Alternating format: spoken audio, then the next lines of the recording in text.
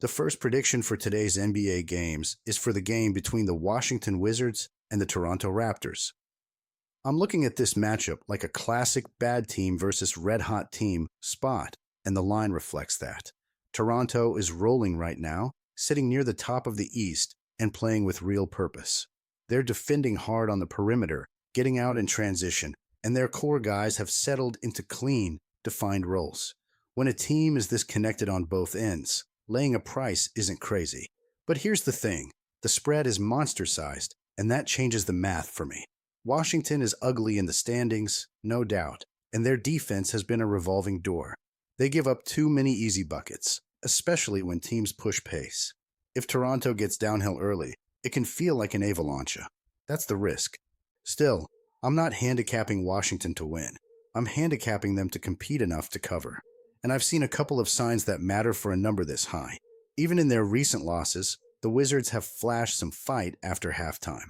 They've been brutal in second quarters, but they've had stretches where they settle in, tighten the handle, and start getting decent looks. Against Minnesota, they got buried early, yet still found a way to make the second half look like real NBA basketball. For covering a huge spread, that kind of response is gold. The Sarr situation is important. If he plays, you get their best two-way big, the guy who anchors their boards and gives them some rim pressure on offense. If he sits, Washington becomes smaller and more chaotic, but also a little freer. More wing play, more spacing, and more lean into the three ball. Either way, this team can score enough to avoid a total shutdown. They shoot it well from deep for a bottom feeder, and Toronto's defense is built more on forcing tough jumpers than on completely erasing you. Washington will get attempts. On the Raptors side, I expect them to control the game. Their fast break engine is the best in the league, and Washington is last in opponent points and overall margin for a reason. Toronto's wings can swarm the ball, and Poeltl finishing at the rim is a problem for a Wizards front line that's thin if Bagley can't go. So yes, the Raptors should win, probably by double digits. But with a line sitting in the mid-teens, I start thinking about the game script. If Toronto builds a comfortable lead, there's a real chance they go deeper into the bench, test lineups, and trade clean execution for experimentation. That's not a knock. Good teams do it. It just opens the back door. And Washington is young, so they'll keep running and chucking even when they're down. That late-game energy against reserves is how underdogs sneak inside huge spreads. So my read is Toronto wins the game. But the number is inflated for a Wizards squad that can score just enough and fight just enough to stay within range. My prediction is Wizards plus 14.5 to cover the spread. I'm not asking them to be good.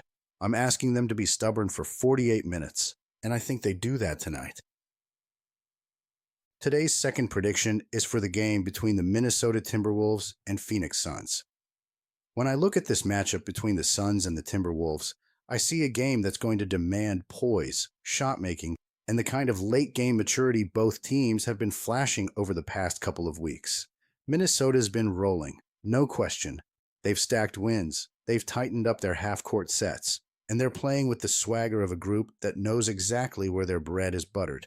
The Edwards-Randall combo has given them a steady punch with scoring versatility, and Gobert continues to lock down the interior with that same old vertical wall he's built his reputation on. I respect it. They've done what a good team is supposed to do. Handle the lightweights, punish the slow starters, capitalize on bad defenses, and keep the train moving. But I can't ignore the context. A lot of Minnesota's wins have come against soft matchups.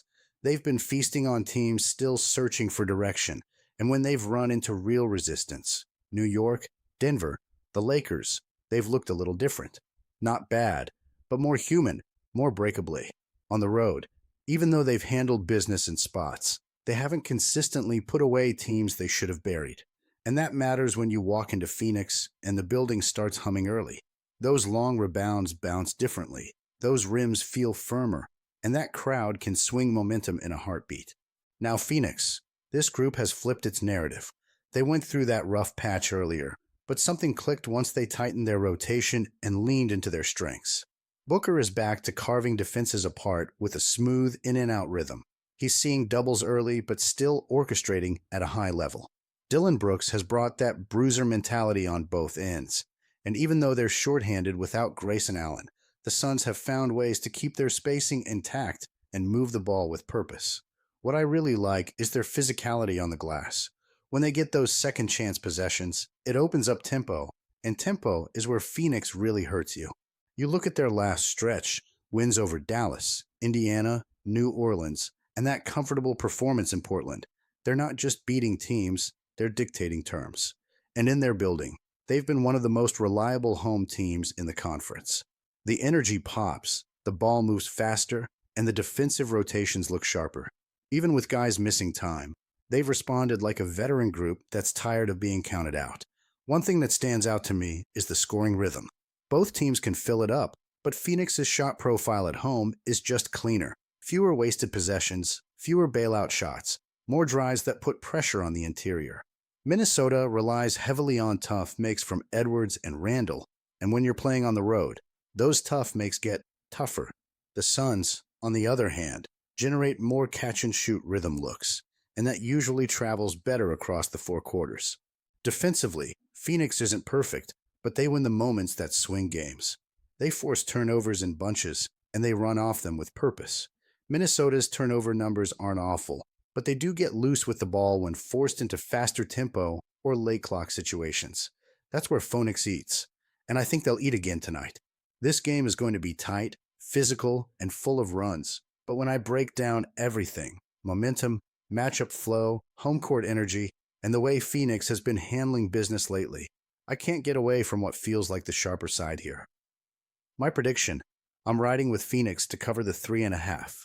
I believe the Suns show up in their building, punch back every Minnesota run, and protect home court with enough separation to cash this number.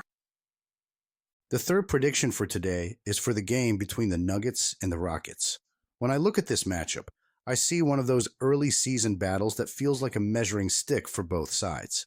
Denver rolls in with all that offensive firepower we already know they have. But what grabs my attention is the way Houston has been punching back night after night. I've watched this Rockets group find their rhythm fast, and when they're on their home floor with that crowd behind them, they play with a swagger that's hard to ignore. What stands out to me most is how sharp this team looks under Ime Udoka. Every possession feels intentional. Every defensive coverage feels thought out. And I've learned over the years that when a team buys into its coach this early in the season, that usually turns into wins against elite competition. And this is definitely elite competition. Denver, being Denver, everything runs through Nikola Jokic. I've watched him cook every type of defense in this league. But Udoka is not the type of coach who lets a superstar walk into the building and get to his comfort spots without a fight. I'm expecting Houston to crowd his touches, take away easy angles, and force him to grind for everything. I just don't see him getting loose for a monster scoring night here, not with the way Houston has been responding physically inside. And on the flip side, this feels like another big stage for Alperen Sengun to announce himself. I've been following his development closely, the craft, the footwork, the touch, the confidence. And games like this are where you show you're not someone's comparison, you're your own star. With the way he's been carving up defenses, I expect him to go right at Denver and put real pressure on their interior. I see him setting the tone early, forcing mismatches, and making Denver adjust to him. Houston's energy on the glass, their pace, and the versatility they throw at you from different spots. That combination hits differently at home. Denver can score with anyone, but in this building, with this version of Houston, I trust the Rockets' ability to take control in the middle stretches of the game where Udoka loves to tighten the screws. And when I put all the pieces together, the momentum, the coaching edge, the matchup details, and the individual battles, I see a clear path for Houston to step up and send a message tonight. My prediction is simple. I'm taking the Rockets to win and cover the 1.5 point spread. I don't think Jokic gets to 31 points, and I'm backing Sengun to go over 22. I feel strong about all three. Last today's prediction is for the game between the Trail Blazers and the Warriors. Every time the Trail Blazers and the Warriors lock horns in San Francisco, the energy shifts. I've been watching this matchup for decades, and tonight has that same familiar buzz, the kind that tells me we might get a tight one even though the numbers lean one way. And trust me, I've learned to read these things with a pretty sharp eye. Golden State finally gets to breathe at home after dragging themselves through that exhausting road stretch. You can see the fatigue in their legs, especially in that Miami game where nothing looked crisp, sloppy possessions, shaky spacing, and, honestly, a level of inconsistency that doesn't match the championship DNA they're known for. When a team leans on backup pieces for extended minutes, the margins shrink, and that's exactly what has been happening with them. Their defense still has bite, but offensively, they're not scaring anyone unless they're fully healthy. Portland, on the other hand, has been riding an emotional roller coaster. That 1-point loss to Chicago would drain any group, climbing out of a 21-point hole just to get crushed by a buzzer-beater stings in a way that lingers. But here's what I love about this young Blazers squad. They don't tap out. They push the tempo, crash the boards like their lives depend on it, and they have multiple guys who can torch a defense when they get rolling. The problem, of course, is the injury cloud. I need Jerami Grant, Shaedon Sharpe, and Drew Holiday on the floor. If those three suit up, Portland's whole identity changes. They actually become a handful. I've followed enough early season basketball to know that teams go through weird patches. The Blazers are in a slump, but they're not playing like a team that has quit. Their offensive pace is legit. Their confidence in transition is legit. And when the ball swings through Avdija, Grant, or Sharpe, they play with a flow that gives them a fighting chance against teams who are healthier, deeper, or more experienced. Meanwhile, the Warriors are walking into this matchup with momentum only in theory. Yes, they've been solid at home this year. Yes, the market tells you they should control the game. But I've watched their tape closely. Too many wasted possessions, too many stretches where they rely on jumpers to bail them out, and too many moments where they let teams hang around. Against a Blazers team that thrives on hustle and energy, that's not always a recipe for comfort. This is exactly the type of game where the spread feels a little disrespectful to the underdog, and I've cashed enough tickets in situations like this to trust my instinct when I feel it. Here's how I see it. If Grant, Sharpe, and Holiday get cleared, Portland has more than enough firepower to keep this one competitive.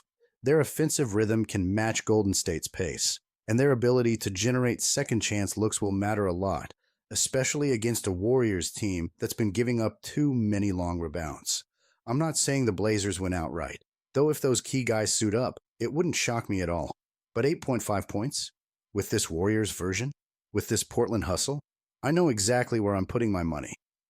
My prediction: I'm taking the Trail Blazers to cover the 8.5-point spread. I'm rolling with Portland, but only if Grant, Sharpe, and Holiday are active tonight. Keep your eyes on that injury report up until the final hour. If they're in, I'm in.